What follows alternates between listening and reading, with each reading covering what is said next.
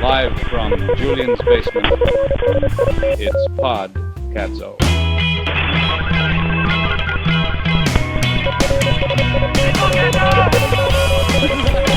You give us an hour, and we'll give you the world.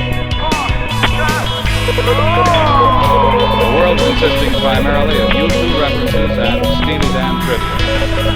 I just love that podcast. It's Podcadzo. Thank God for that. We're rolling now, baby. Welcome back to Podcadzo, the official companion podcast to the well-known indie rock band Cadzo. I'm Colin Orr, joined, as always, by my co-host, Julian. Don't say my full name. I'm forgetting your last name. I don't want my full name on the internet. Ferrara. It's Flarnardar. I just remembered it. Julian Flarnardar. How long has it been since we've done one of these? Couple years. Feels that way. Last one was like late 2024, I want to say. It was still in the Biden presidency. Yeah. We decided to just come back now because there's a lot going on. Mm-hmm. Felt like we needed to speak on it. Yeah. Really what propelled us into doing this was that U2 dropped an EP. We already talked about that. Oh, okay. So we that have was done in one 2024. right. Mm-hmm. Okay, It feels recent because they only put something out because I've been every, listening to it every day too. Yeah. You still like it? Yeah, I did listen on the way here. What's your favorite song? Dude, still Tears of Things. Yeah. Mm-hmm. It's a good song. I was gonna say Song of the Future. That's probably mine. Is it? Your It's favorite? just it's such a U2 classic, you know? Such an instant YouTube banger. How's American Obituary? Still holding for up. you? What do you think of the drum sound? I like it. I think that it's like there's like less studio trickery or like less post-production on the drums than maybe on like Songs of Innocence. Yeah. Like the drums are just such a huge presence on Songs of Innocence. And there's like a lot of postmodern production style. But on this one, it's kind of more like old school U2 production style. I know that it really like when I listened to the EP, the first thing that stood out to me was that drum mix because it is like pretty squashed and just underproduced. But it sounds like kind of the classic Larry Mullen pocket, you know? Mm-hmm. Like his drums have always been kind pocket. of in that. And it like really just creates a pretty ubiquitous foundation for vocals and guitar to shine upon. I feel like Edge is back on top, you know? Mm-hmm. Yeah, and Bono's vocals just stand out like, super sharp. He finally learned how to sing. Because like even for some of the popular U2 songs, they are mixed in like a kind of post-punk style where the vocals are kind of buried, which is surprising for those U2 classics. Yeah, well, I think it's just because he's not doing anything super technical, vocally speaking, or like singing wise. You know what I mean? Like his songs or his singing style in the past has always been more like subdued and like mid-range, and now he's experimenting and doing more like out-of-pocket weird stuff. I don't know. He has. There's some crazy Bono performances out there in the older stuff. Like what? Well, most recently, No Line on the Horizon. He really went out on a limb there vocally. Yeah. Different from what he did, I suppose. And then I don't know. There's countless fearless Bono performances. They're always fearless. It's just like they weren't always like as focused on. Like, he wasn't always as focused on delivering, like, the best singing performance in those moments, if that makes sense. I don't know.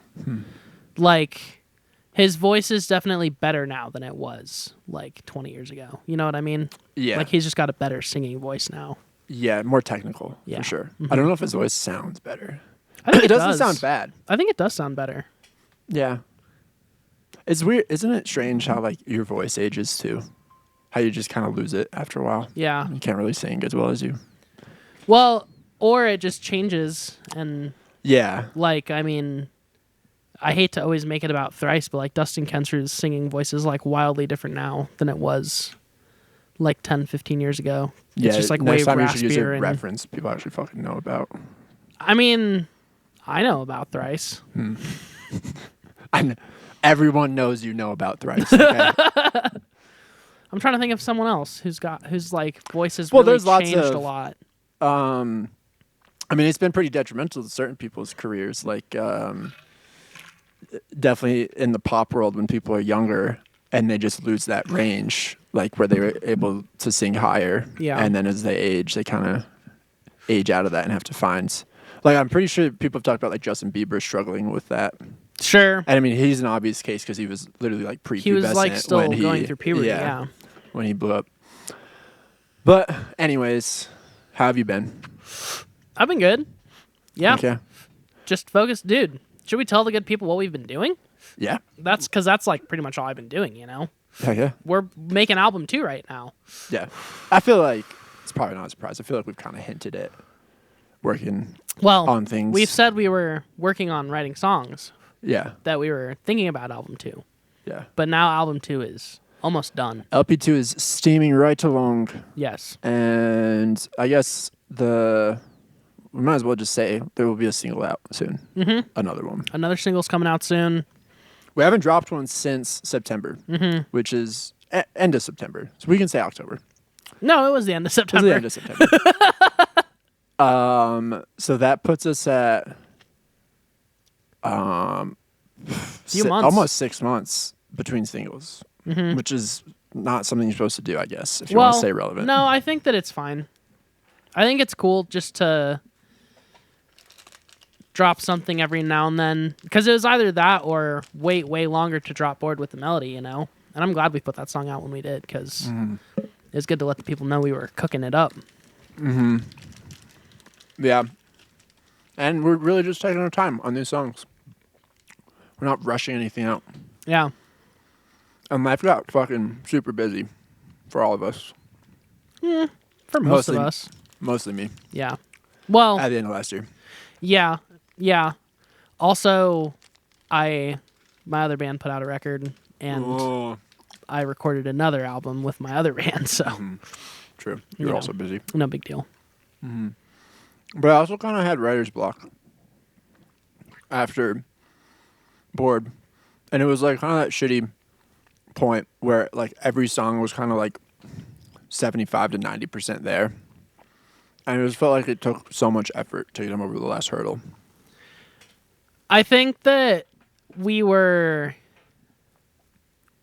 I wouldn't say we pigeonholed ourselves in any ways, but I guess I won't speak for you necessarily, but I know me and Benson had like kind of an idea of what we wanted the songs to be like this time around.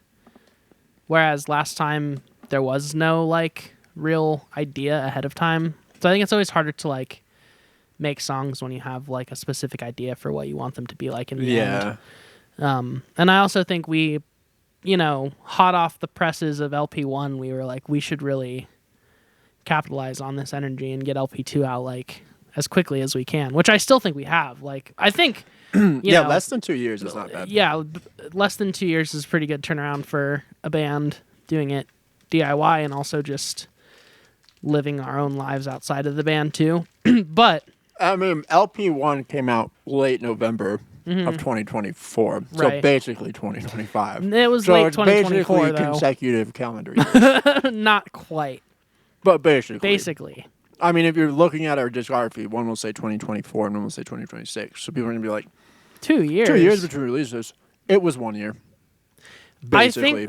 I think that most people, I think 2 years is a good benchmark for most bands, because most popular bands, and obviously like 60s, 70s, all the big bands were like putting out a record every year, but it's because that was like all they were doing was like working on records. Now it's like bands have to spend a lot of their time on the road because that's how they make their money. And us, we're making our money in day jobs, and then the music thing is just a passion project. So makes it a little bit harder to like focus on it full time. But that being said, we have focused on it pretty full time. Like, we've been practicing a lot, and like we've been pretty much just exclusively working on the new songs for the last like 3 months, I would say, apart from like the occasional show. And we did a fucking dope ass music video, which basically counts as like 4 songs. That's true. The music video was a lot of work. In terms of dopeness. It was a lot of work for someone else. A lot of work arranging it. Yes, it was. Setting it up, making sure we were all there at the same time. For me. Yeah. Handling logistics. Yeah. Herding you guys around. Yeah. You definitely did a good job of that. Thanks. That's all I'm looking for. I didn't realize. You were expecting a compliment to come from that. Kind of makes me wish I didn't give you one. Well, you did. You can't. No takesy backsies. I can't take it back. I already said it. Man, I'm gonna eat this whole king size nut bar. Yeah, you should. Payday. You earned it. I was only gonna do half. I'm pretty hungry. No, munch down, fella. Is it annoying to eat on mic? I'll edit it out. Because in the beginning. What? I'll edit this out. I mean, not like the conversation. the chewing noises. Oh, okay. I don't think you will. I'll do a little bit. I think it's okay. Okay.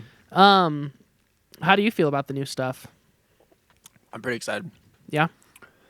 I was just thinking the other day how like I don't really remember writing any of these songs in a good way. Yeah. All of it just kind of came together like very organically. Like it just felt like a couple months of us like showing up to practice and being like, oh yeah, we had that idea last time. Let's just jam that out. And then like, a couple months later, we had like however many songs. Yeah. On the whiteboard. We have a lot more songs than I thought we did. Yeah, and they're all kind of longer songs too. I'd say the average length is longer than the average length for LP1. You think? At least. I think so. Huh. Just slightly. I'd say LP1 we're probably averaging 3.5 to 4. I feel like a lot of these are in LP2 the it's 3.5 probably going to be minute 4.5 range. to 5. Interesting. Okay. Yeah. They just feel quick, I guess. Yeah. But that's a good thing. That doesn't feel like monotony. Like the single, no spoilers, Fastbender, code name, is, how long do you think that song is? Like 4.5 minutes. Okay, yeah, it's 4.5 minutes. Okay, but that feels like a bit longer. Yeah, as the whole bridge thing. Like some of the songs are like pretty quick in and out. You would think that, but they're 4.5 minutes. Okay, fucking sorry. That's okay. I'm just saying. It's kind of a mind Yeah, you fuck. seem pretty mad. No, I don't. Fine. I'm relaxed, dude. Yeah, you seem pretty relaxed. Overly relaxed.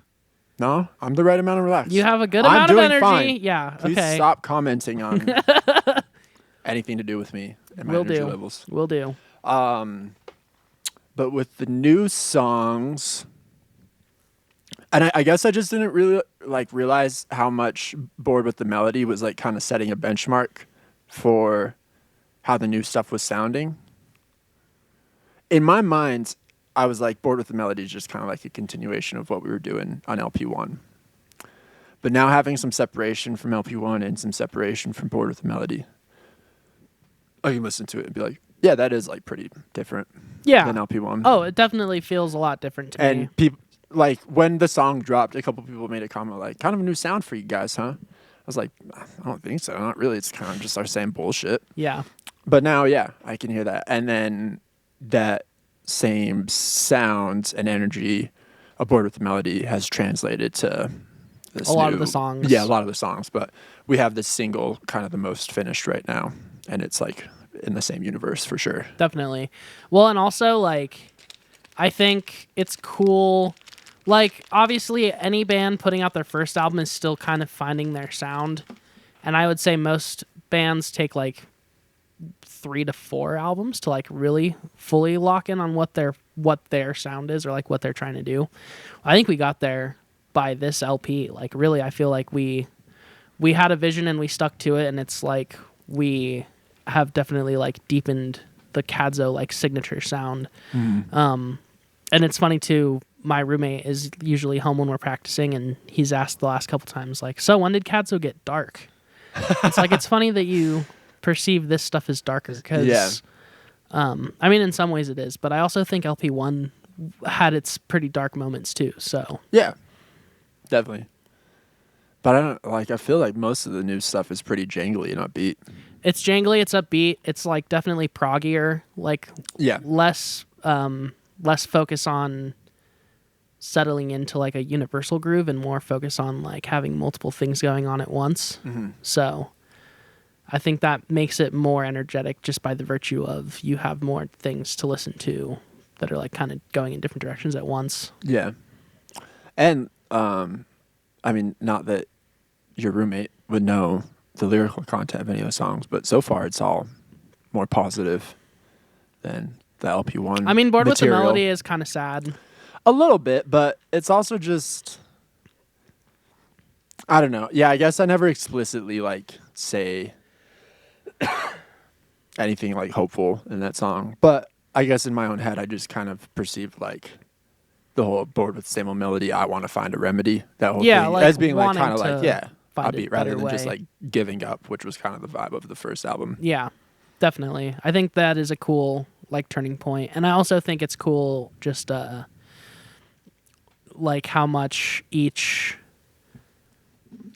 position in the band is being like utilized more now, which I think is a good thing for all the songs in general. And I feel like a big part of that is like the vocal presence. Granted, a lot of the new songs we're still like working on the vocals for, so but which was kind of what I felt I needed to do with the new songs, was just jam them instrumentally for like months on end and just really like get the sound of it, an idea of it in my head, and not let the vocals like dictate where things were going too much. Yeah, which I think is cool. And I think that's how a lot of other bands kind of look at it too, which is why the songs are like so much more fully formed on top of the lyrics being good as well.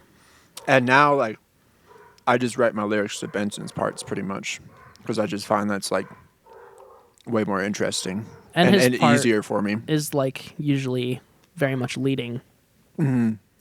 So yeah, I basically just wait until Benson has a solidified part before I start to think about melodies or anything. Yeah, which has worked well. Yeah, definitely. But yeah, and then the biggest thing I'd say that's different about the songs is having like a full-time bass player who's actually involved in writing the songs. Will Brock. Yeah, which at the beginning of the songwriting it wasn't that way.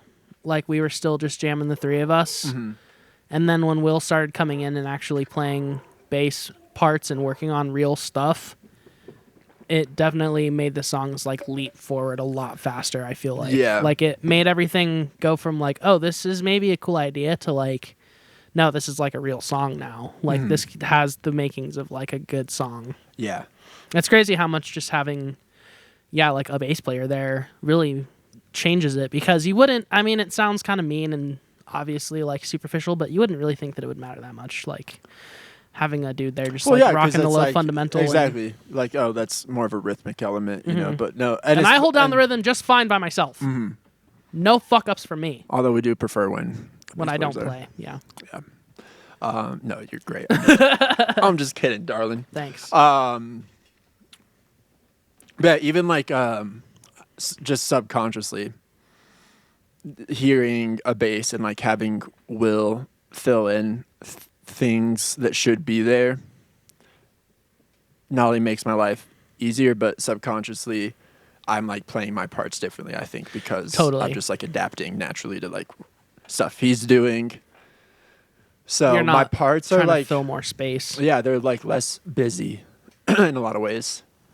And like a lot of times I feel like for LP1 I was playing lead guitar the whole time, like every song. And I'm playing a lot of rhythm guitar now. And that's also because Benson is, I don't know, just picking up more and more leads. Yeah. Which I think is a cool, like obviously, and I mean this isn't to say that like your lead guitar isn't cool, but like keys are just so much more textural as a lead than guitar, and it's like a cool way to change up the overall feel of a song, is just like using the guitars more texturally.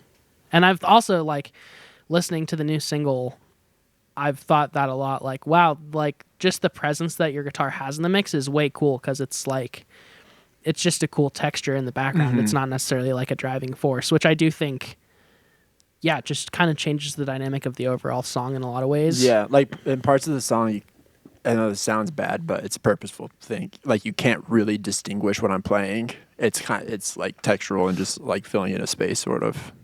It's rhythm guitar, which I think is really cool. Yeah, and also like just different from LP1. There were a lot of moments where you did like more rhythmic guitar playing on LP1, but then there was always like those moments where it was like, oh yeah, the guitar is leading this. And now it's more just like you get like surprise guitar solos, like it just opens up into a huge fucking shreddy solo, which is way more satisfying than a lead in some ways. Yeah. 'Cause it's like, oh, this is a cool, like thought out phrase that doesn't necessarily like repeat itself. Yeah, if we got a rhythm guitar player in the band, I wouldn't have to do fucking anything. I think we should stop. We have enough band members now. I like where we're at. True. I'm just always looking to do less and less and less. You want to do the Ezra thing? Yeah. Where you just like play 2 chords and sing. Exactly. Just hold the microphone and sing. Yeah. And you know me, I don't even sing really. Well, you could. You could just focus fully on singing. No, I'm trying to strip that back even more. Yeah. Yeah. I kind of like it. Eventually, I'll just kind of be like a hype man, dancer sort of figure. Yeah. A figurehead, if you will, for Let's go. for the band. Mm-hmm. Yeah. Just a lot of yas. Yeah. Yeah. Yeah, hype man. Yeah, I like that. Hell yeah. Okay. Well, that's LP3 stuff. So, any good music you've been listening to lately? Any new releases? I feel like a lot to catch up on. And really, we're approaching the end of March, so I guess if this could officially be the Q1 2026 Colin and Julian music discussion. So here's the thing. I haven't really been listening to that much because I just haven't, like, I don't know. It's weird. I haven't been that inspired by music lately. And also, I don't know. It sounds douchey to say. Dude hasn't been inspired by music. Yeah. I just don't in like. In the middle of writing an album. I don't know what to listen to that will satisfy me. And when I don't know that feeling, it really bugs me. So I just listen to like old stuff that I like, that I know I will really enjoy. And I sent you an idea for a podcast episode a few weeks ago about doing like our favorite albums of the 2010s. Oh yeah. Because a lot of what I've been listening to lately is just music from the 2010s that I kind of like haven't listened to for a bit that I just forgot how much I like. Mm-hmm. And a lot of those albums are now coming into the age where it's like they're old enough to be considered like modern classics, some of them. So I don't know. Thought that'd be a fun idea eventually to do that. But I will say everything I've been listening to lately that's new has been pretty heavy, like just a lot of metal. So yeah. When we're working on music and I'm like listening to the single a bunch or just like listening to the mixes in general, I don't really like listen to other stuff as well, if that makes sense. Like I kind of only focus on the Podcadzo thing. And I've been also really focused on the Summer Apparel shit lately. We've talked off mic a little bit about that.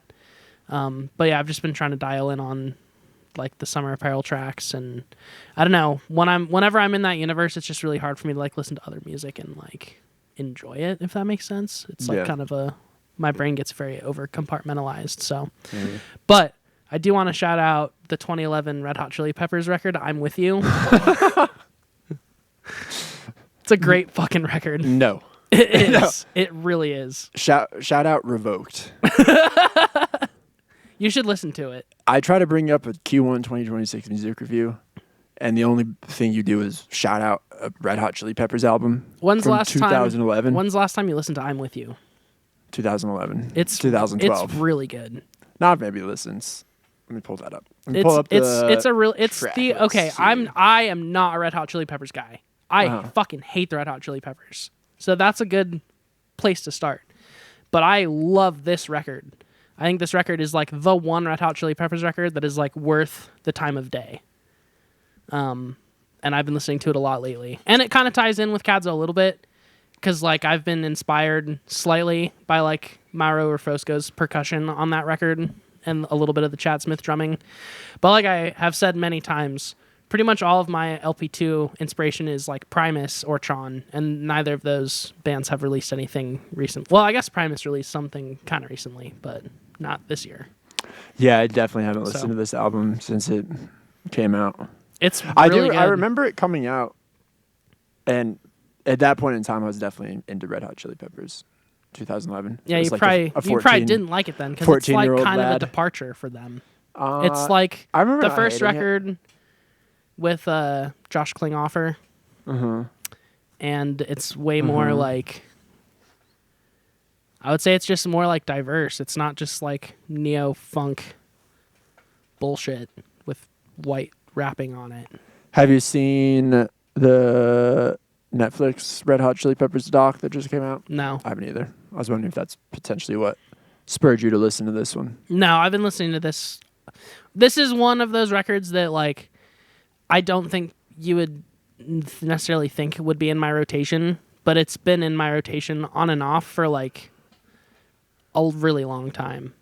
Like, how long? Probably like over 10 years.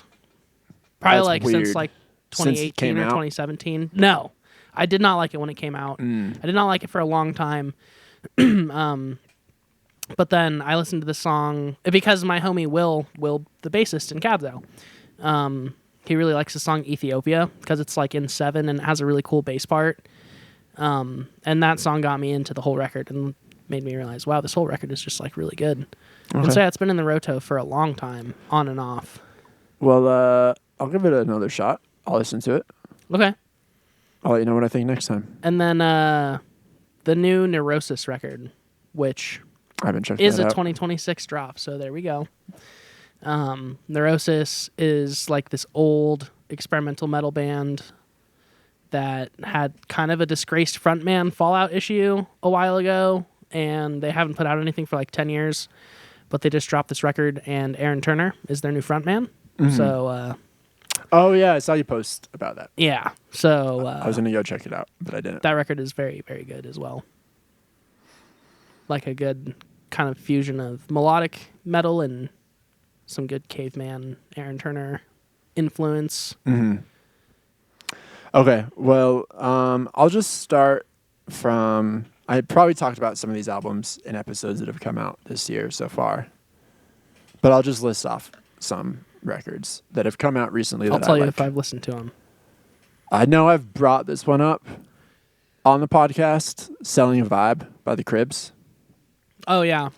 Honestly, it's not holding up super well for me.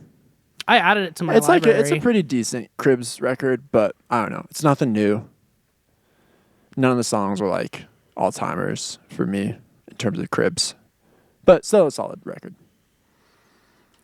That new Beck mixtape, Everybody's Got to Learn Sometime. Yeah, I spun it once or twice. He dropped this on Valentine's Day, so it's a mix of covers and some original tunes as well.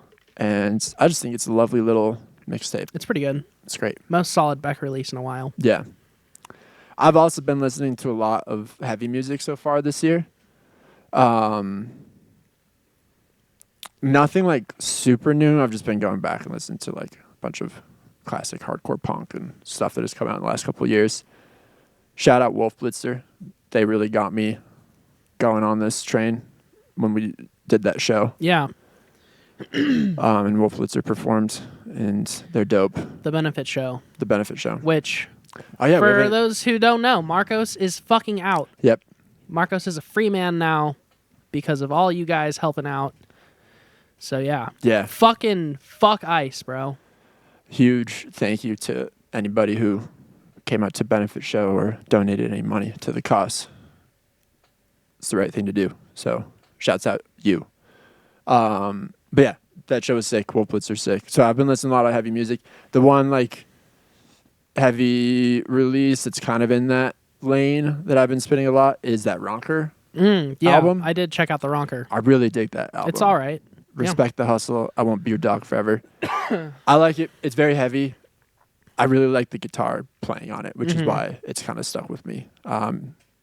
There's obviously some very heavy stuff on there, but they'll go into more like kind of, my world of like melodic, indie a bit more stuff. Melodic, not super noisy. Yeah, which I dig. I do want to shout out because I forgot about this, but Great Falls just released a new EP today as well, or maybe it was yesterday. but I'm pretty sure. I just saw it today on the internet, so let's see when it came out. March 24th, yesterday. Yeah. It's an 8-song EP, and it is incredibly fucking heavy and very just noisy and abrasive, and I fucking love it. Conscription. And cool artwork. the first song, Taming Party, is fucking fantastic. Destroyed Footage I really liked.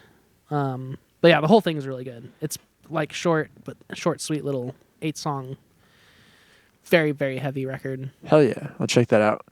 I don't know why this reminded me of, or why that reminded me of this at all, but have you listened to the new Mitski record? No, I didn't know there was new Mitski. It came out like 2 weeks ago, maybe earlier. Okay. Is it cool? I like it. Nice. I'll check it out. I put Mitski at like a solid 60%. On what? On what Just like scale? overall goodness. Oh, okay. Interesting. But sure. I did sound for her one time. It was cool. That's pretty sick. That's pretty fun. What else you got? Let's see. Oh, I should shout out my homie Alex.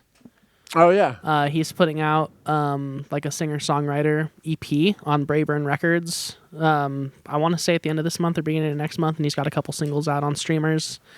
And they're very good, like kind of City and Color inspired Nice tracks. So yeah. Yeah. James Alexander, right? Jameson Alexander. Jameson Alexander. Yes, sir.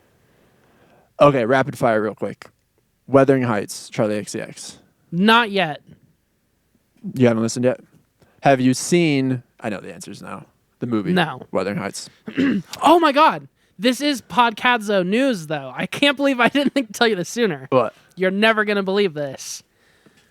On Monday night, I went and saw a movie at the movie theater. Damn, My dude. first movie Wow. in the theater since The Force Awakens.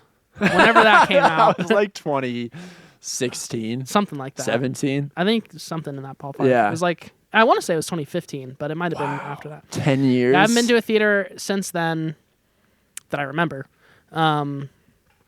And it was crazy, bro. It was so loud. Dude, isn't it rules going to theaters? It was I cool. love seeing I a was movie a in the bit theater. overwhelmed, I'm not going to lie. I think I could get used to it again. You gotta. It was an IMAX theater, IMAX it's overstimulating. so the screen was huge, and it was so fucking loud. Like, my ears legitimately were kind of hurting at the end of it. Yeah. It was the Spider-Man Into the Spider-Verse a couple years ago. I saw nice. that like opening weekend, so it was really hard to get a ticket. So we ended up getting front row. Oh. And which was horrible because you're looking up at the screen Yeah. and the fucking Getting speakers. motion sickness. Does that happen I to you? read there. No, I didn't really get. I don't think I got motion sickness, That's but good. it was that. Those movies are like very soundtrack driven, so I think they're even louder than other movies, and it was like too fucking loud. Like my ears hurt after that movie. Yeah. That should not be happening in a Kind of how movie. I felt too. Yeah. It's just like, Jesus, What movie does it was need it, to though? be this loud? Project Hail Mary. Ah. I went with my homies from work because one of them is really obsessed with the book. Yeah, I've read and the book. he saw the movie already and really liked it. And was like, I think you guys would like this movie too. Cam and I were literally just talking about the movie before I came over here. He just saw it and said it was good. Are you going to see it? Yeah, I'll see it. I thought it was pretty good. Julie and I, on a road trip, listened to that audiobook. And I've heard fun. that the We audiobook enjoyed is it. really cool because I might be confusing this with some other audiobook, but I'm pretty sure what I was told was that the dude reading the audiobook is also reading it for the first time. Oh, So all I of didn't his know that. reactions are like genuine reactions. Okay, I didn't know Yeah. that. The dude reading it, I forget his name, but he's like a famous voice actor in the audiobook world. Yeah. He's super solid. Yeah. No, it was a solid movie. I thought the acting was good. The visuals were fucking incredible. Like, holy shit, the visuals were really good. There's that element where it's just like everything was a little too easy, Like everything kind of just went a little too well. It's kind of like, this is like 100% not realistic in any way. That was my big complaint with the book, is just like how quickly he figures shit out. Yeah. And then it did feel just like the author being like, I want to show people how resourceful I would be in space and how I could figure all this shit out and how This would be smart me. I am. Yeah. No. I haven't read the book, so I guess, I wouldn't make that connection to the movie, but everything went very well, where it was kind of just like, this would never actually happen in any scenario in real life. But anyway. We should see Odyssey together when that drops. Oh, later when is this that? Year. I think in June. Okay. Maybe July. This summer. Do you guys have a 70 millimeter IMAX in Denver, right? Mm-hmm. I'll come. We could go see it. Hell yeah. Wuthering Heights, though. Have you seen that? Yeah. So, a movie also based on a book, and all anyone can talk about is what a piece of shit the movie is. Really? And it's 100, like, all of the, I mean, there's some legitimate criticism about the movie itself, but 90% of the criticism I've seen relates to how different the movie is from the book. Julia People and I always saw it have together. that complaint, though. Julia read the book, and she was filling me in. It is a just totally different movie than the book. Like, vastly, vastly different. Like, I don't even know. She could have set up the plot elements she needed for the movie without stealing. Like, she could have just made it a different... it might as well have been just a totally different movie set in the same time period. And she could have easily gotten the characters just into like the this was situation inspired by they needed to Wuthering be in Heights. for all the sexy, lustful stuff that happens between Margot Robbie and Jacob Elordi without it being based off of Wuthering Heights. But me never having had seen or had read Wuthering Heights, I didn't think the movie was terrible. I mean, it wasn't great. Did you see Saltburn? I've heard that the soundtrack was pretty good, though. Yeah. And I've not seen Saltburn. I really like the Wuthering Heights album of Charlie XCX. I'd say they could have used Charlie XCX to a little bit of a greater effect in the movie. There's a couple times where like a big Charlie song came in and it was great, but I was expecting a little more Charlie in the soundtrack. Oh, speaking of movies and Charlie XCX, did you see that The Moment movie yet? No. Do you know anything about it? I have not seen a movie. Fucking anything. I've seen Project Hail Mary. I almost forgot what it was called. Yeah, you don't like. What do you do at home? Do you ever watch TV at all? You watch YouTube. I watch YouTube. Yeah. Exclusively. Which some of what I watch on YouTube is TV. Like I watch The Daily Show on YouTube. Yeah. I watch Seth Meyers on YouTube. So you watch talk shows? Essentially, I watch those two talk shows. Okay, well, I watch Kimmel sometimes. I love Jimmy Kimmel, but I'm kind of sick of. I just think it's Jimmy horrible Kimmel how show. much horrible things he says about Trump, personally. Yeah, no, I know Trump's your guy, so you must really hate that. The Moment is a Charlie XCX. It's like a mockumentary, sort of. It's A24. I want to say I heard about this. A24 makes it. Yeah. And it's like a fake concert documentary about her coming up with the Brat Tour. Yeah. So it's I think I would enjoy that. Yeah. The movie was solid. It also doesn't have great reviews, but I enjoyed it. That was pretty good. But the concept, I think, is great. And it was like the perfect way to wrap up all the Brat stuff. I think St. Vincent did like the same exact thing for All Born Screaming. Huh. I haven't seen that one. There's like some sort of St. Vincent tour, or maybe it was before All Born Screaming. I don't remember, but she made a movie that might also be an A24 movie, but like it's like a fake documentary and it's like super tongue-in-cheek and it's like about her touring or writing the album or something. I'm looking it up. But The Moment is a great way for her to kind of end like all the Brat stuff, like on her own terms and in like a pretty sarcastic way. The Nowhere Inn. You heard of that? It's Carrie Brownstein, also the lady from. Oh, from Sleater-Kinney? Yeah. Nice. It's a metafictional mockumentary where they play fictionalized versions of themselves to attempt to make a documentary about St. Vincent's life and music, but find reality and identity blurring as the project becomes increasingly bizarre and fractured. Ah. I never actually watched it, but I heard that it's fucking bizarre. Like, very weird movie. It only has 67% on Rotten Tomatoes. I guess that's pretty good for Rotten Tomatoes, 67. That's about what The Moment had. Yeah. Yeah. Because they both sound very conceptual. Totally. Very And niche.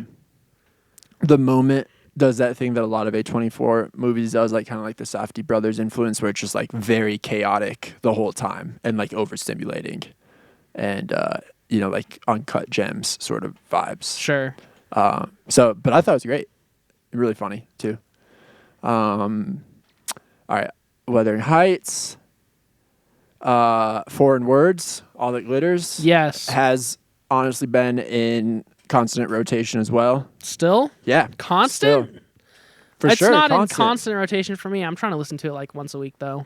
Yeah. No, I'll throw on a few different songs from that album. Yeah? Name one. Oh, man, I'm not good with names. No, I play I'm the Consequence of Sounds all the time. I play All That Glitters all the time. I play whose name is it? Where's Your Head? The second track. Emma, Where's Your Head? Yeah. Classic. Shout out Emma. What's up? I was gonna say something. Oh, I was gonna say that record is, I think, underperforming for how good it is. Yeah. I know I'm in the band, so it sounds like I'm a douche for saying that out loud, but it's a really good fucking record, and it's not quite getting fully loved up yet, you know? So go check it out. Go check it out for Foreign sure. Words, All That Glitters. Podcadzo bump. If we need one ever, we need one here. Yes, this is the one record where I would like all the podcadzo bump energy to go. Okay. Gorillaz, obviously, we talked about that on the last episode. I am cooling on it slightly. I'm warming to it. More? Okay, that's good. Especially the first 4 songs and then like the last third of it. I would say the first 4 songs for sure still hold up, but then I don't know, it's not like it's super long-winded, but it feels kind of long-winded when I'm listening to it. Yeah. And like, I don't know, it's just the like there's so many different directions that it's being pulled in at the same time, which I guess that's like the point because it's world music. But yeah. The block from The Hardest Thing all the way up to The Plastic Guru, which is tracks 4 through 9, it just kind of loses me. I fucking love The Mountain, though. Yeah, The Mountain's amazing. That's the opening song. It's sick how they use Dennis Hopper again on that, too, for voiceover. Yeah. Going back to Demon Days. Do you like The Idols? The one with Idols, The God of Lying? Yeah, it's okay. That one kind of like pulls me out. So Orange County, which is the one where he goes, the hardest thing is say goodbye. I meant to say The Manifesto. That's the song I was talking about. Oh, Manifesto. I love that track, which is like, track 7. Yeah. Okay, but so then I get pulled back in really hard with Delirium and the Marky Smith song. Because the Marky Smith vocal on that is so cool. Is that just an old vocal he was sitting on forever? I think that's what he said in that Fantano interview, was that he just had that. I remember him mentioning it, but it wasn't like super clear. Yeah. I mean, obviously he had to have it for a while. I think that's kind of what he said about like all of the but posthumous bars was that they were all from past collaborations that he just didn't know what to do with, or the songs just didn't work out at the time for whatever reason. And then Damascus, that's the one with Omar Suleiman and Yasin Bey. Oh yeah, the Yasin Bey one. Yeah, that song's pretty sick. That one might be my favorite on the album, honestly. It's up there. And then I really like The Sad God too. I made a tweet about this, or a thread post, that like baffling amount of these songs have a Johnny Marr feature, yet I hear a Johnny Marr influence on almost none of them. I think I saw that thread. Yeah. Do you agree? Yes. No one replied, so I felt like maybe it was fucking crazy. No, I agree. Not that anyone replies to anything. Yeah. Threads are just for me. You could go post a thread right now that's like 9/11 was bad, and it would get like absolutely 0 engagement. Yeah, well, I mean, because that's not an interesting thread. No, but you'd think that anyone, a simple bot, would see something that uncontroversial and just at least like it. Well, I tweet way doper shit than that. Sure, bud. Whatever you say. No, I agree. I think that the Johnny Marr thing is more of just like I don't know, like a production influence. Like, I don't know. I can't really like tell that Johnny Marr's playing on the tracks, but it's just kind of like, oh, Johnny Marr's here, so we should like make these guitar tones sound like this or whatever. I don't fucking But you know. can't even hear like guitar tones. Yeah, there's not at really all. guitar. There's not even guitar. Whatever. Like, and when I saw the Casablanca, which is Paul Simonon and Johnny Marr, Paul Simonon from The Clash, and The Good, the Bad, and the Queen, I was like, fuck yeah, it's gonna be awesome. They might as well not be on that song. I don't yeah, know. I don't know. Yeah, but whatever. So Gorillaz, and then the big one that I've talked about on the pod, I know, but they're still blasting them all the time. Fuckers. Nice. FC UKers, as Jimmy Fallon called them on TV. Yeah. I really like their band. Yeah. They're dope. That's good. Yeah. Yeah, no, it is a cool, it's definitely not the type of thing I listen to, but I think it's a cool energy, like it's a cool vibe. I'm just happy to see them too, like doing well too, because as I mentioned, I saw them open for Justice at Red Rocks and really enjoyed their set there. I was like, man, these guys should be more popular. Like, yeah, maybe they'll be popular, they're and then definitely now taking they're off. getting popular. Yeah. So, It's not the first time you've called it either, I would say. who else have I called? I kind of want to give you credit for Viagra Boys, honestly. I was early on Viagra Boys. You were super early. Like, they're Yeah. way huge now. Yeah, I was a Viagra Boys early adopter. Who else? I mean, Kneecap kind of too. I guess Yeah. that's more of like a Sandman. I give There's a Sandman lot more of the of credit for that UK one, bands that I've been. I'd say maybe the biggest one is actually Idols. So Yeah. I've been like into Idols Even on since the like Idols train for a while. 2016, yeah, that's fair. and told a lot of people like Idols are cool. You should listen to Idols, and now they're one of the biggest bands in the world. Yeah, I didn't really like them until Tank. Yeah, I got to go back and give their older stuff another chance though, because it's been a few years. Fontaines DC too. I'll give myself credit for Fontaines. Yeah, I think I give my dad credit for Fontaines. Yeah. My dad told me about Skinty Fia or whatever, like right before you did. Yeah. You. But I was into the first album before Schizophia, so Okay. Yeah, that's fair. You just never said anything about it. not until you about it. Yeah, which is I don't weird, think 'cause you usually deserve tell me about to know the things about that it you're at into. the time. I think I also do want to shout out. We've talked about this band a few times, but I do want to shout out Angine de Poitrine again. That was another one I was going to bring up. Not that I would take credit for him, but I did. No. You and I were both into that album, or Yeah. at least listened to it like in 2024 when it came out. Yeah. Well, and I also like, I don't know, I had listened to that record when it came out and kind of forgot about them, and then Will, bassist, sent me the KEXP session. Yeah. And I was like listening is to it, and what I was broke like, I them feel like through. I've kind of heard this before, but I don't Yeah. know. But yeah, they are breaking hugely now, which I think is really cool because they're so not conventional in any way. Mm-hmm.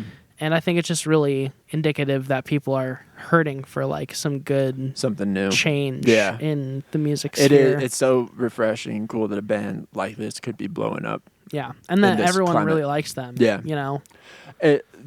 The only thing I will give myself credit for, and this is just purely a coincidence, is that like days before that KEXP thing, I was listening to this album somewhat regularly because it popped back up on my Bandcamp feed. I was like, oh yeah, I remember this. I was digging this.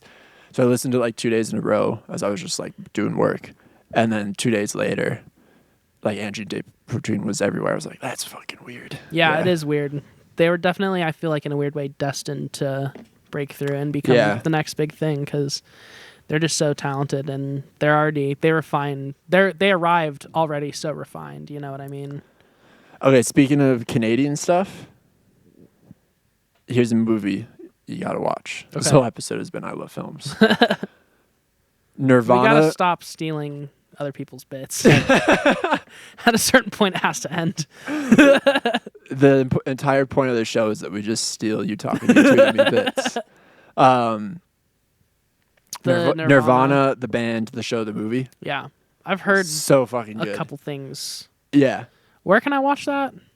It's on HBO. No, Apple TV. Okay. It's on Apple TV for rent. But yeah, they've had like a web series, like a comedy web series called Nirvana, the band, the show, for a while, which I've seen on YouTube a couple times. But you know, wasn't like super into it or the lore. But I saw a bunch of people talking about the movie, so I checked it out, and it's fantastic. It's so funny. That's and cool. just a very well executed movie. So give that one the podcads a bump as well. Perfect. Those Yeah, Canadian they'll fellas definitely need it. appreciate that. They will. Yeah. That's kind of it for That's it for the list? Oh, I've randomly been listening to that new Chris Crack album. Don't know what that is. Chris Crack's a Chicago rapper. Too Late to Start Following the Rules Now is the name of it. This was a Bandcamp recommendation. It was like the album of the day when it came out, I think. Okay. Which I checked it out. I think you would like it. Cool. Some cool. Send me songs it on because there. I'm not going to remember what that's called. Okay, I'll send it. Did I mention the new All Them Witches singles yet? No. There's 2 new All Them Witches singles. They're both very good. I think the record comes out in like May. So that'll be exciting. It's their first like studio full length in I think like 6 years. Oh yeah, House of Mirrors dropping Yes. May 29th. There we go. Yeah, Red Rocking Chair is like a halftime stoner metal banger, which is fucking sick with some of that good old blues infusion. And then the other single, I forget what it's called. But the other single is a bit more straightforward. I just had it. Rocker. Starting line. Yeah, straightforward rocker. That's Both crazy. very It's good been songs. 6 years since. Yeah, I think the last one was 2020. Yeah, it was 2020. They did the Baker's Dozen, which was where they put out like 13 singles in a year. Oh yeah. But some of those singles Yeah, were that was in kind of, 2022. I don't know, some of those singles were kind of like more just like ambient noise than they were songs. Uh-huh. So it'll be good to get like an actual studio. And it's with their new drummer too, so I think that'll probably change the dynamic of things slightly. Okay, I'll check out those singles. Well, people, what more could you ask for in a Q1 2026 music review? I feel like we just gave you lots of good movies and music to watch and listen to. Yeah, I gave a movie recommendation. Yeah, which is crazy. I've never done that on no this one podcast. else here would have even heard of Project Hail Mary, If not for me. potentially the biggest movie of the year. If not for you bringing it up now. True. Yeah. Ryan Gosling is such a handsome man. I really like Ryan Gosling. He's He one definitely plays the exact same character in like every movie, Uh-huh. but I don't really know how much that's his fault. It's so fun. Even when it's like a vastly different character, he's just the same dude. There's a little bit of that, Yeah. pastiche there. Oh, have you seen Place Beyond the Pines? Mm-mm. That's a different role for him. And Okay, that that's movie's cool. dope. It's good to Yeah. know that he has range. Yeah. I mean, I'm not trying to say he doesn't have range. I'm just trying to say like you can definitely tell when they're writing for him a bit more because everything's just like a bit more quippy, a bit Yeah. less serious. Like there's always that like funny sarcasm, like I don't know, whatever. Ryan Reynolds is way more guilty of that. Ryan Reynolds truly is speed. very archetypal. Yeah. He has like one thing and he does it well. But I can't fucking stand the side of that guy anymore because that thing has just been played to death. I understand that. And he's also just kind of like he purposely does the same thing over and over. Yeah. I think, just for the sake of ease. The movie thing seems to be more just like a paycheck for him so that he can like put it into his other weird passion projects. I don't mean to sound like a Brooklyn communist or anything, but it does kind of ruin an actor for me when they're like are starting businesses too. Yeah, multiple. Yeah, Like we have a gin and they're just business. popping up, we have yeah, a soccer team. a mobile phone yeah, business. He owns Mint Mobile. Yeah, Mint Mobile. Like George Clooney with the fucking tequila, and now he's in like Grubhub ads. But it's I'm like, dude, you're literally worth like $2 billion. why are you doing ads Yeah, for- you don't need a fucking commercial. that's the generational wealth fear, I think. Yeah, Maybe not. Who knows? I think with George Clooney, it was okay with me when he started doing the tequila because it was like he wasn't doing movies as much at that point. It was kind of like he diversified. and he was the like first like now celebrity liquor is He was a one of the total first. joke. He was one of the OGs. Yeah, now like the fucking Always Sunny guys have a whiskey. Yeah. Like what the fuck? I don't want to drink Always Sunny whiskey. Like Yeah, whatever. it sounds horrible. The fucking Bert Kreischer and Tom Segura. Yeah, they have a vodka. Like yeah. why the fuck would you want to make a vodka, bro? Well, because Bert's whole thing is the machine, where he's drinking Russian vodka. But at least The make Russian I don't know, gangsters. make like a cocktail, like a Yeah. do like a vodka cocktail Or in a stop can or something. podcasting and just shut the fuck Did up. you hear that they are? Oh, they gonna are? Quit Two Bears One Cave. are they going to stop individually No. putting out specials or podcasts? That'd be great if they did that too. No, certainly not. No. They're both going to keep going full steam, just not with that one. Because, I mean, fuck, Two Bears, One Cave has been dead for such a long time. Comedy needs to die again. Time for another renaissance. Yeah. I mean, there's a couple people holding it down. I can't think of them right now, but there's a couple people holding it down for comedy. I checked out a little bit of Mark Norman's new special. I hate that guy. I don't like him either, but he is like a pretty decent joke writer, at least. Like, yeah, but that's the easy part. Writing jokes is the easy part. I respect him a little bit more because he I don't know, dude. Like most of these fucking hacks today don't even write jokes. They just get up there and start complaining about crowd work and then complain about pop culture subjects that everyone's gonna I hope agree I don't on. get canceled because I'm about to say the N-word. Like, shut the fuck up. But yeah, I don't like Mark Norman either. Is there a comedian you really like a new one? Not a new doing one. Relevant stuff? I always just bring it back to Mark Maron. Mark Maron's still holding it down. Yeah. I think his name's Chris Fleming. I guess he put out a special, and he's supposed to be it's supposed to be pretty good at alt comedy. I don't like specials. I don't like comedy specials. Yeah. I've even been to some stand-up shows live where I was kind of just like, I don't really know if I like this. Like, I like seeing comedy live. I think it's fun. It's so much better. I had fun, but even by the end of an hour-long set, I was kind of weirdly just sick of laughing. I actually saw Tom Segura in 2017 when he was doing fat jokes still. Yeah, I'm a fat it was frog. it was right before Tom Segura got unbearable, but I enjoyed the show. But I was actually seeing the cracks start to form then, just because I found the crowd so obnoxious. Yeah, Tom Segura fans just are pretty broy fuckers. Yeah, and just everyone there was like, "Where's Bert?" Oh, but I remember I enjoyed them when I saw it live. It was fun. I was laughing, and then I think it was Ball Hog, that special. It was just the same material for Ball Hog. So when Ball Hog came out, I watched some of that. Maybe it's because I'd seen the jokes already, but watching the special was this fucking sucks. I can't believe I was laughing at this. Yeah, I don't know. Comedy specials aren't really that funny. Yeah. I'm not ever in a position where I'm just pointing and laughing at my TV screen. That doesn't ever happen to me. Yeah.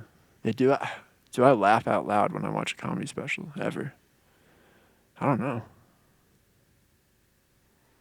I don't even remember. Very rarely. I just watch I like Taylor Tomlinson. There we go.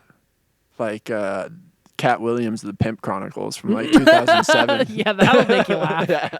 That's because it's just so ridiculous and out there and zany. Yeah. That's pretty funny.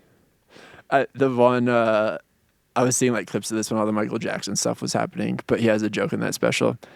And he's like, I like bitches. So in my house, what do I have? I have stuff that bitches like. What does Michael Jackson have in his house? He's got Ferris wheels. I just think about that joke all the time. That's so good. Yeah. Apparently, Cat Williams just put out a new special, though, and it's absolute dog shit.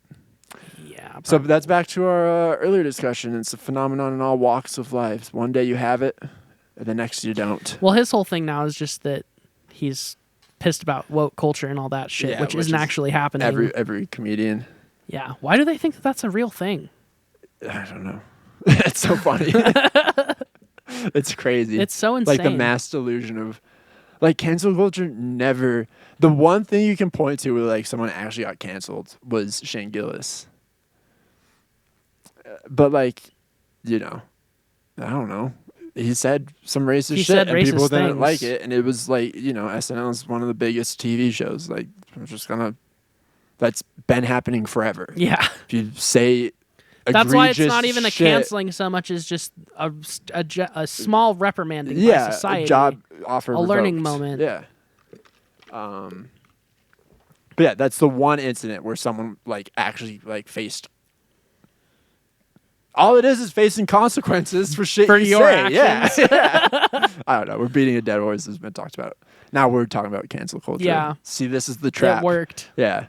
I'm not going to say anything new or exciting. What I've been watching outside of movies and TV shows. Because I also watch a lot of YouTube. I've gotten real into the world of ultra running documentaries. Ew. They're really cool, actually.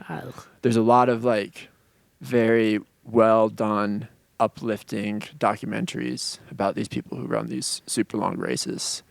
And I just started watching it because, I've been like running a lot more and training for some races. So I was just looking to get some training tips or whatnot. And I've just been like fully into all this stuff now. There's this dude, Max Jolliffe, who is from Southern California. And he was like really into skateboarding and surfing growing up. He never ran until he was in his late 20s. He got really into drugs. His life took a bad turn. He went to jail. He was able to get sober in jail. And then when he got out, he tried to get back into skateboarding, but got injured. And so then he started going to the gym for PT. And he like discovered just like the treadmill and like cardio machines there in his late 20s. And now he's like this like champion ultra marathoner just a couple years later. And he won the Moab 240 race, which is a 240-mile running race through Moab. So there's this documentary called King of Moab, which you should check out. It's about Max Jolliffe. On YouTube? On YouTube. Okay. Totally free. Nice. It's really good. I've been watching the complete opposite. I discovered this guy named Beard Meets Food who just goes around the world and does eating competitions. That sounds like something I could get into as well. It's pretty sick. What kind of eating competitions? Like when restaurants just do the thing where it's like, if you eat like a ridiculous amount of food in like this amount of time, then we put you on the wall. Free and you get your picture on the wall. Yeah. I don't think he does it because he wants free food. He does it because he wants to be on the wall everywhere. I tried doing that shit. I don't think I ever won a single one. They're actually pretty hard to do. Yeah, no, he's crazy. There's this one where he ate like it was like a 5-pound hamburger in like 45 minutes. Ooh. And yeah, it was he like disassembles it, like eats all the bread first, and then like cuts the meat up into like tiny little pieces, and then like so he has a system. He like pounds a bunch of water every time he eats anything. I remember Buffalo Wild Wings had one of those back in the day where you had to eat a certain amount of wings. And I tried that as a kid like 10 times. I never even got close. Yeah, that's probably disgusting. Because there was the spicy element for those as well. Yeah, that's probably a very disgusting thing to do to yourself. It was hard. But yeah, I've just never had a big stomach either. But Beard Meets Food? Beard Meets Food. All right, check that out.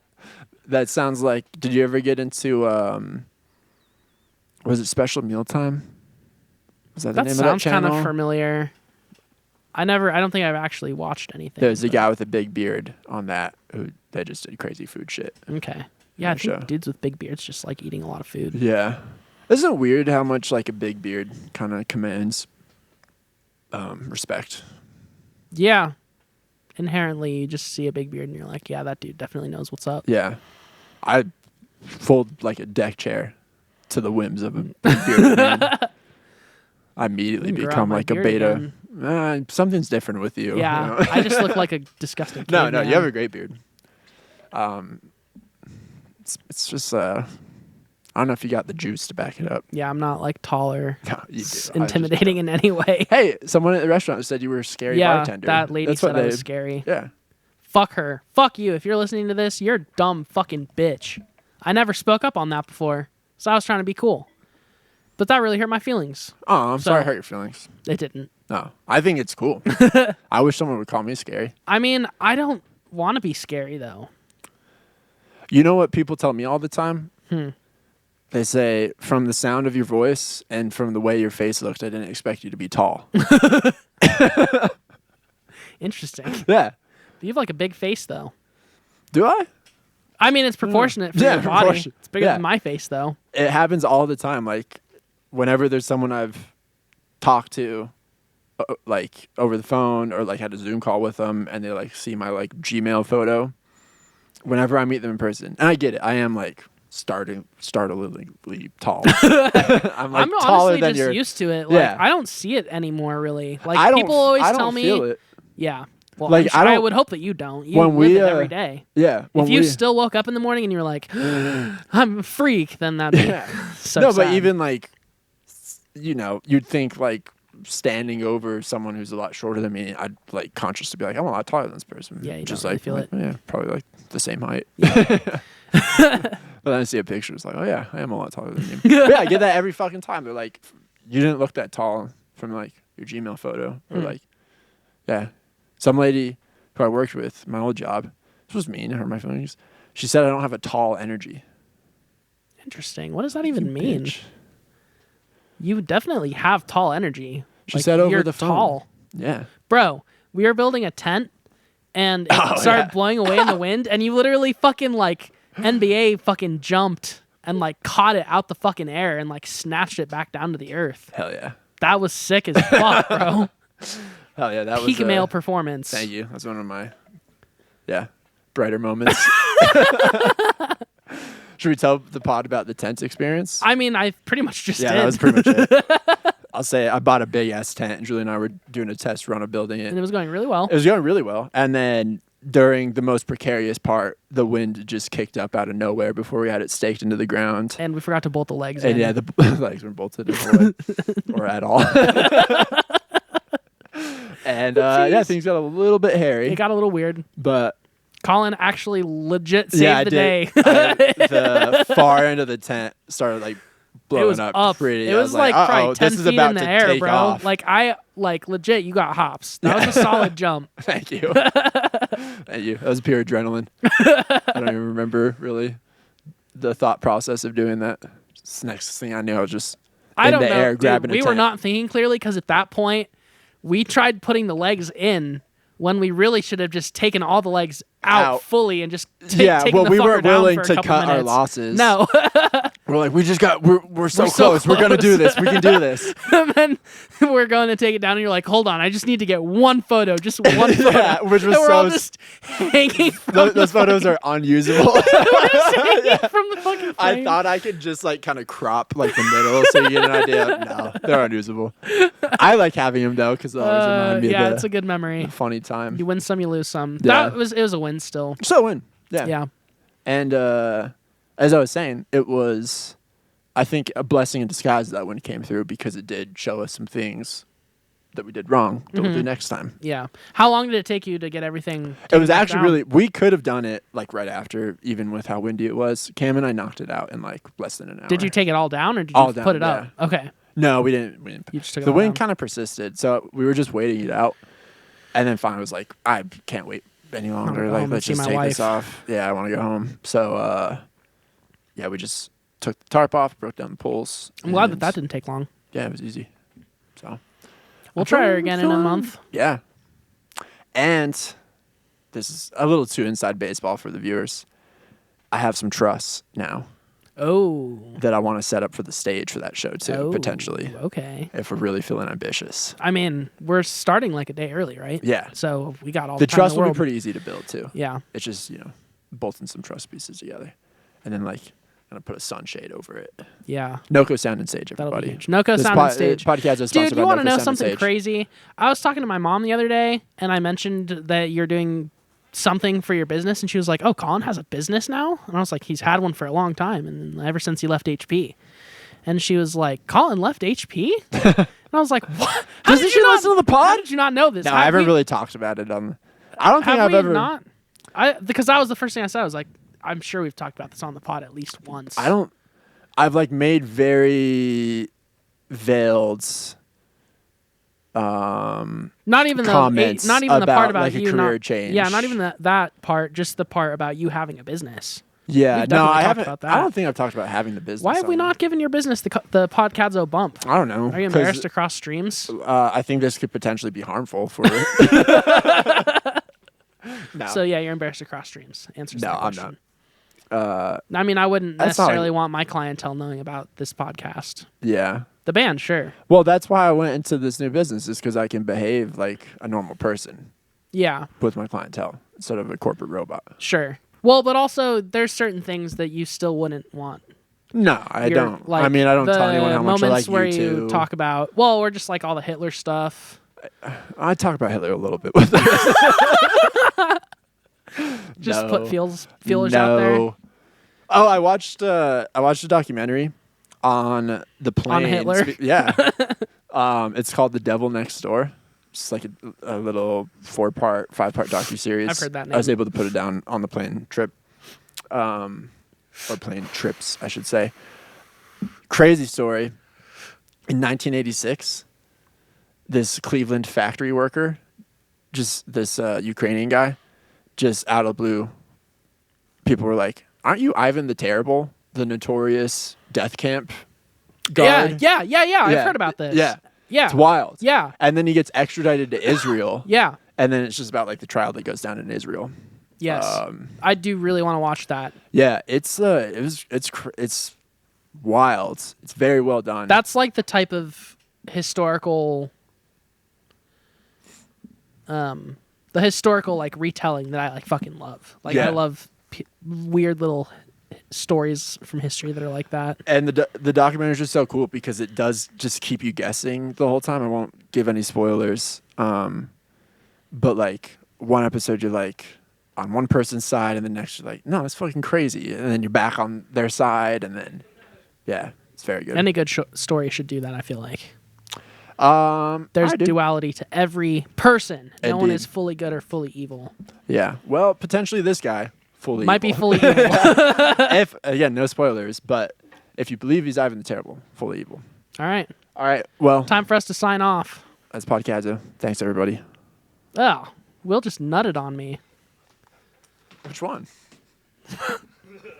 I know who it is now.